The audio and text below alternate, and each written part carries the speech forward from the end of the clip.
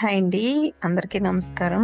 ఈరోజు వీడియో ఏంటంటే, ఇత్తడి సామాన్లు ఈజీగా ఎలా క్లీన్ చేసుకోవాలి అనేదండి. ఇలా అయితే నేను నిమ్మరసాన్ని ఇట్లా తడిపేసి ఇత్తడి సామాను మొత్తం తడిపేసి పెట్టుకోవాలండి. అలా ఒక 5-10 నిమిషాలు నానబెడితే దానికున్న కలర్ అంతా దిగిపోతుంది, మురికంతా.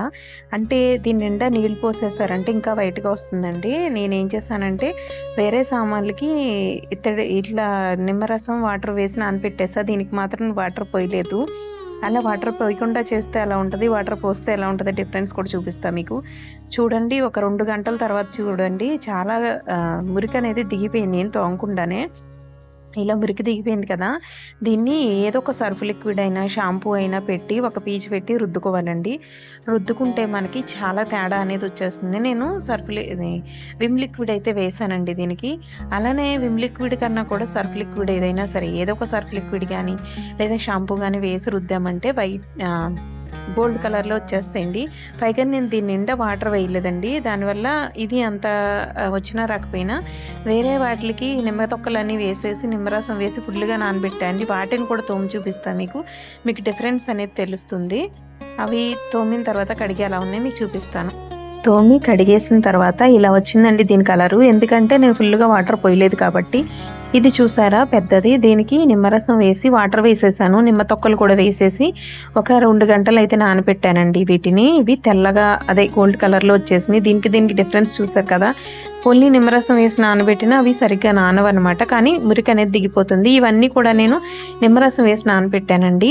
వీటిని చూడండి, నేనైతే సర్ఫ్ లిక్విడ్ వేసి వీటిని తోమానండి. చాలా గోల్డ్ కలర్‌లో అయితే వచ్చేసినాయి. చూడండి, మీకు తోముతూ కూడా మీకు చూపిస్తే తోమేటప్పుడే మీకు రిజల్ట్ అనేది తెలిసిపోతుందండి. చాలా చాలా అంటే చాలా నీట్‌గా వచ్చేస్తాయండి. నేను ఓల్డ్ వీడియో ఒకటి చేశానండి. అందులో అయితే నిమ్మరసం, సర్ఫ్ లిక్విడ్ కలిపేసి వాటర్ ఫుల్‌గా పోసేసి వాటిలో నైట్ తడి సామాన్లన్నీ నానబెట్టేసుకొని మార్నింగ్ తోమేసుకోవాలండి. అలా తోమితే కూడా ఇంకా ఈజీగా వచ్చేస్తుంది. వీటిని నేను నిమ్మ తొక్కలు వేసి నిమ్మరసం వేసి వాటర్ వేసి నానబెట్టానండి. ఇవి ఆల్రెడీ చూడండి, నేను తోమక ముందే అవి మురికిపోయినాయి. అంటే మీరు మాకు చూపించలేదు కదా, మురికిగా ఉన్నాయి లేదా మాకు ఎలా తెలుస్తుంది అనుకుంటారేమో. లేదండి, నిజంగానే మురికైపోయినాయి. వీటిని షెల్ఫుల్లో పెడతాం కదా, షెల్ఫుల్లో నల్లగా అయిపోయినాయి అనమాట. నేను ఇల్లు డీప్ క్లీనింగ్ చేసుకునే పనిలో పడి ఇది వాటర్లో నానబెట్టే వీడియో నేను చూపించలేకపోయానండి, సారీ. కానీ నిజంగానే చాలా బ్లాక్ అయితే అయిపోయినాయండి. ఒక్కసారి మీరు ట్రై చేయండి టిప్పు, మీకు యూస్ అవుతుందో లేదో తెలుస్తుంది. చూసారు కదా, ఇట్లా పైపైన తోమితేనే చాలా కలర్ అనేది డిఫరెన్స్ వచ్చేసింది. అలానే మిగిలిన సామాన్లన్నీ కూడా నేను తోమి ఒక్కొక్కటి మీకు చూపిస్తానండి. చాలా డిఫరెన్స్ అనేది మీకు తెలుస్తుంది. ఇది కూడా చూడండి, అసలు ఎంత నల్లగా అయిపోయిందంటే అంత నల్లగా అయిపోయినాయి ఇవన్నీ కూడా. ఓన్లీ కొంచెం నిమ్మరసం ఒక 2 చెక్కల నిమ్మరసం పిండేసి మొత్తం వాటర్ అంతా పోసేసి నానబెట్టేసి తర్వాత ఆ చెక్కలతోని కొద్దిగా లిక్విడ్ ముంచి రుద్ది తర్వాత ఇలా పీచుతో పైపైన రుద్దితే చాలండి, వచ్చేస్తాయి. మీరు అన్ని నిమ్మకాయ తొక్కలు వేసారు కదా అంటారేమో. నేను వేరే దానికి యూజ్ చేసిన తొక్కలన్నీ వేసేసానండి. దీంట్లో అవన్నీ పిండలేదు. ఒక 2 తొక్కలు అనేది ఒక కాయ అనేది పిండానండి, 2 చెక్కలు అనమాట. చూడండి, మొత్తం అన్ని తోమేసి మీకు చూపిస్తాను. ఈజీగా స్పీడ్ పెట్టేస్తాను వీడియో, మీకు ఈజీగా ఉంటుంది.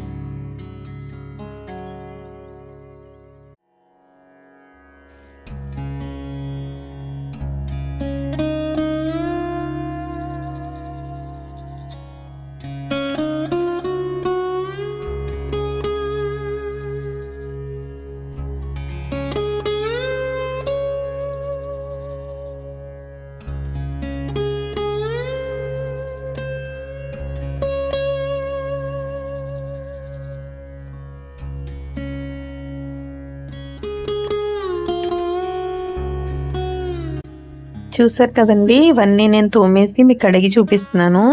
ఇవన్నీ కూడా నేను ఒక 2 గంటలు నానబెట్టానండి అంతే.